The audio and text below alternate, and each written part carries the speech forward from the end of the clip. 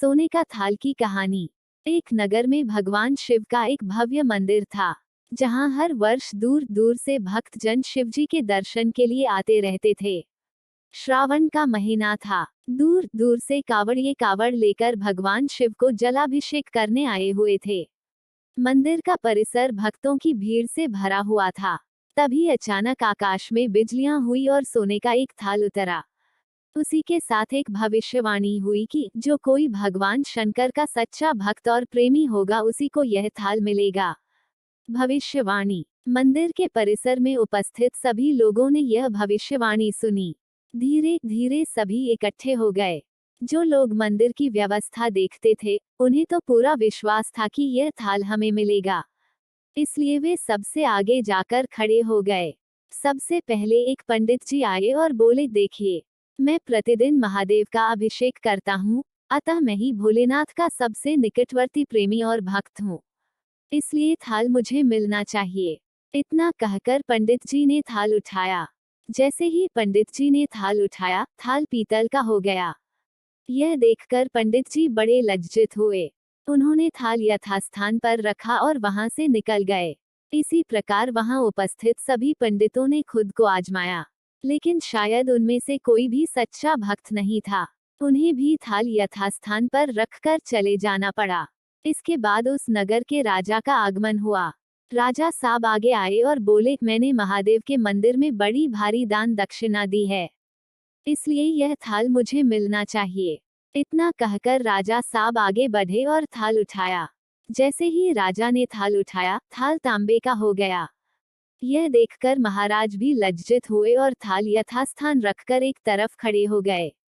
महात्मा और भक्त पधारे। इसके बाद इसी तरह एक से बढ़कर एक दानी महात्मा और भक्त पधारे और थाल उठाया, लेकिन किसी के हाथ में कुछ और किसी के हाथ में कुछ हो गया, लेकिन सोने का नहीं रहा।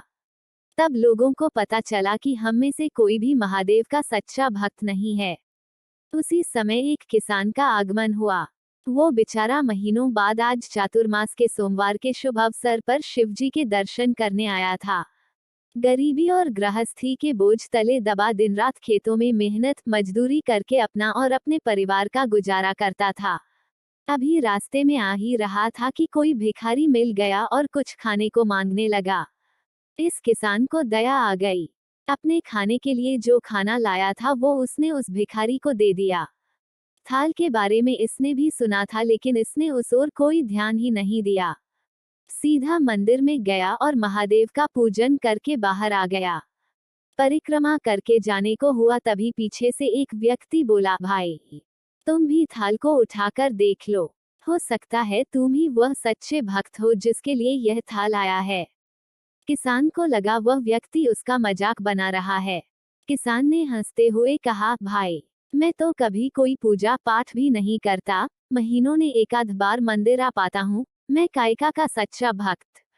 वह अजनबी बोला, भाई, हम तो देख चुके हैं, हमारी भक्ति तो दो कौड़ी की भी नहीं है।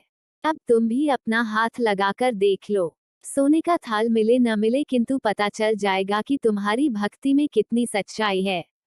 लोगों के बहुत आग्रह करने पर आखिर उस भोलभाले किसान ने जाकर थाल उठा ही लिया। जैसे ही उसने थाल उठाया, लोगों के आश्चर्य का ठिकाना नहीं रहा। सोने का थाल रोशनी से चमचमाने लगा। यह देख सब लोगों में खुशियों की लहर दौड़ गई। सभी लोग उसके जयकारे लगाने लगे और पूछने लगे कि, भाई, तुम ही सच्चे भक्त हो, अब हमें भी बता दो कि कैसी भक्ति करते हो जिससे महादेव तुमसे इतने प्रसन्न है। तो किसान बोला, भाई, मैं कोई भक्ति नहीं करता, मैं केवल दिन भर खेतों में काम करता हूँ और थोड़ा समय निकालकर जरूरतमंद लोगों की मदद करता हूँ। इसके अलावा मैं कोई विशेष कार्य नहीं करता। लोग पूछने लगे, तुम लोगों की मदद क्यों करते हो? हंसते हुए किसान बोला, सुकून।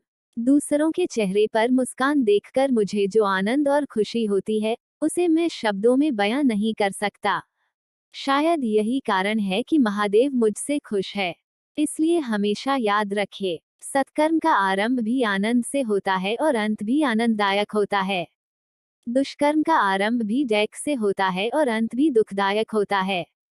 आप सैकड़ों मील की यात्रा करके भी दूसरों का दिल दुखाते हैं तो आपकी वह तपस्या, साधना और महादेव का दर्शन धूल के बराबर है।